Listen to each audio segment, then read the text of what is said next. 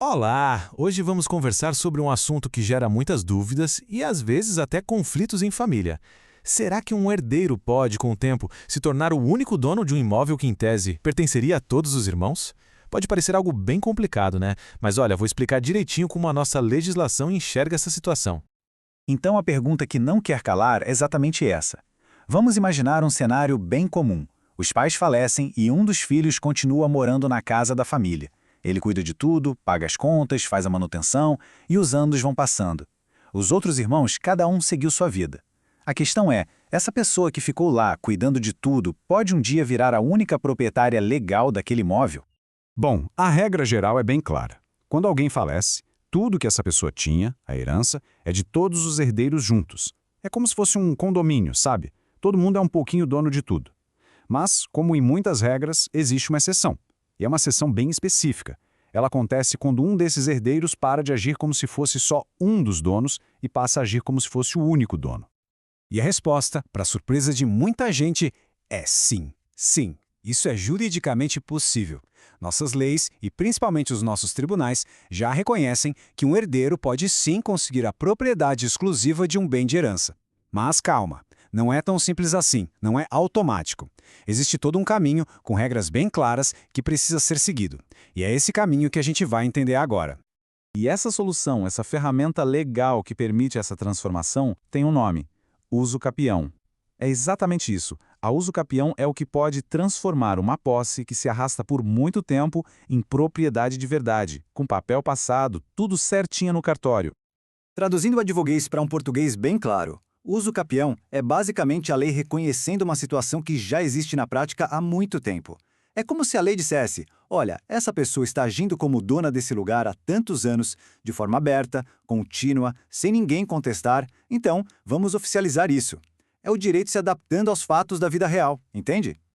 Certo, mas então como funciona na prática para um herdeiro conseguir isso? Não basta só estar morando na casa. De jeito nenhum. A lei exige uma lista de requisitos. Pense nisso como um checklist. E o ponto crucial é, não adianta marcar só um ou dois itens. Precisa preencher todos. Eles são cumulativos, um depende do outro. Então, vamos a esse checklist. Primeiro, a posse tem que ser mansa e pacífica, ou seja, sem briga, sem disputa judicial. Segundo, o tal do animus domini, nome complicado, né? Mas significa simplesmente intenção de ser dono. A pessoa tem que agir como se o imóvel fosse só dela. Terceiro, e esse é chave, a posse tem que ser exclusiva. E por último, o tempo. Tudo isso tem que acontecer por um período mínimo que a lei determina. E de quanto tempo estamos falando? Bom, a lei tem diferentes tipos de uso capião, então o prazo pode variar. Mas, em geral, estamos falando de um período que vai de 5 até 15 anos. Não é pouco tempo. É um prazo longo, justamente para mostrar que aquela situação não era algo passageiro. Ela realmente se consolidou. Agora, de todos aqueles requisitos, se eu tivesse que apontar um como sendo mais decisivo, o pulo do gato nesses casos de herdeiros seria este aqui: a posse exclusiva. É esse detalhe que faz toda a diferença. É o que transforma uma situação de meu irmão está morando na casa com a nossa permissão, para algo completamente diferente. Vamos deixar isso bem claro. Na posse comum, que é o normal da herança, um irmão pode até morar lá, mas ele está, digamos, representando os outros. É um acordo. Agora, na posse que leva a uso capião, a história é outra. Esse herdeiro não só mora, como paga o IPTU sozinho, faz uma reforma grande na casa e não pede autorização para ninguém.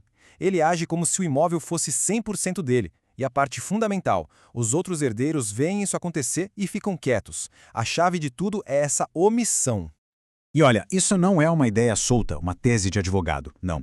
Essa possibilidade já está mais do que consolidada nos nossos tribunais.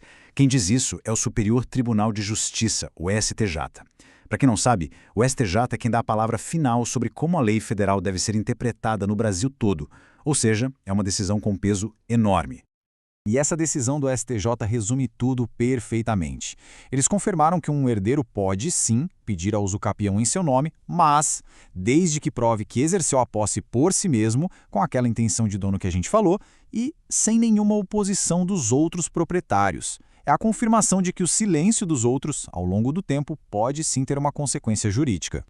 Então, resumindo a história toda, o recado da justiça é bem direto. O simples fato de ser herdeiro não é uma barreira para uso capião. Ponto. O que um juiz vai querer saber, o que vai ser investigado a fundo, é a qualidade dessa posse. Foi uma posse exclusiva, com cara de dono? E os outros herdeiros sabiam disso e se omitiram por anos? Se a resposta for sim, o caminho para uso capião pode estar aberto.